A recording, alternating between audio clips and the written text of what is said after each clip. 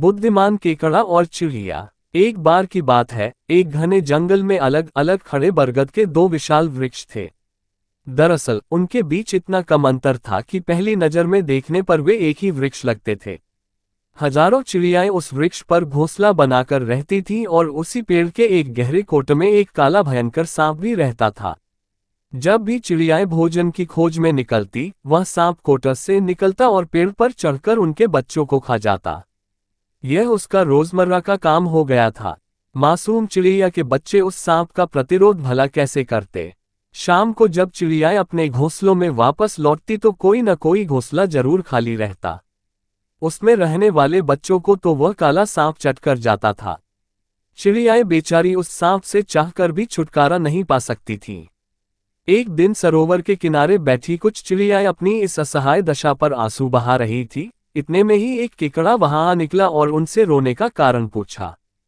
चिड़ियाओं ने रोते रोते उसे पूरी कहानी सुना दी और यह भी कहा कि वे स्वयं अपने बूते पर उस काले सांप से छुटकारा पाने में असमर्थ हैं।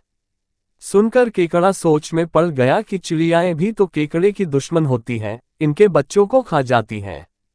तो क्यों न चिड़ियाओं को ऐसी तरकीब बताई जाए जिससे सांप भी मर जाए और चिड़ियाओं का भी अंत हो जाए।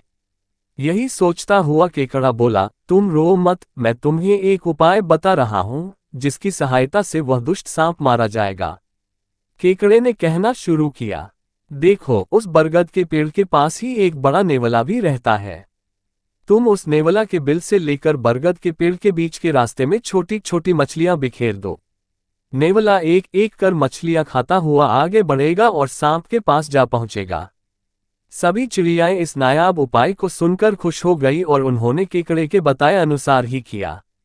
कुछ देर बाद नेवला अपने बिल से बाहर निकला और मछलियां खाता हुआ बरगद के पेड़ में बने सांप के बिल तक जा पहुंचा।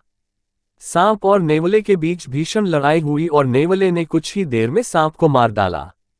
लेकिन वह सांप को मारने के बाद अपने बिल में नहीं लौटा और पेड़ पर चढ़कर चिड़ियाओं के बच्चों को खाना शुरू कर दिया। अब तो वह रोज ही चिड़ियाओं के बच्चों को अपना निवाला बनाने लगा। खाते खाते वह बहुत मोटा और आलसी हो गया और एक दिन पेड़ की डाल पर चढ़ते समय फिसलकर नीचे जा गिरा और मर गया। इस प्रकार केकड़े ने चिड़ियाओं की समस्या तो दूर करी ही, साथ ही नेवले के हाथों चिड़ियाओं से होने वाले स्वन्य के प्रति संभावित खतरे को भी टाल दिया। शिक्षा शत्रु की सलाह पर अमल करना घातक होता है।